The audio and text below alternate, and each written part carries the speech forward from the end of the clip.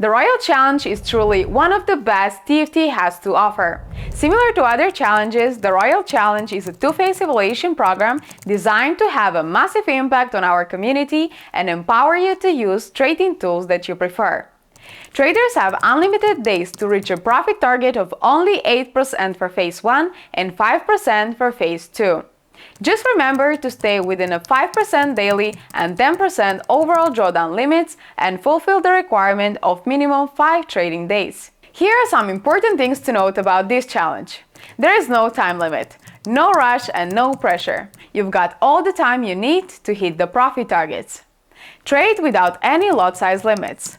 You can go big or small, it's all up to you and your trading style. You have a lower profit target of 8%. EAs and trade copiers are enabled. Your trading tools are your own choice. The daily drawdown is based on equity or balance, whichever is greater when the day changes at 5 p.m. Eastern Standard Time. Weekend holding is allowed, flexibility at its best. And lastly, you can trade news with no restrictions.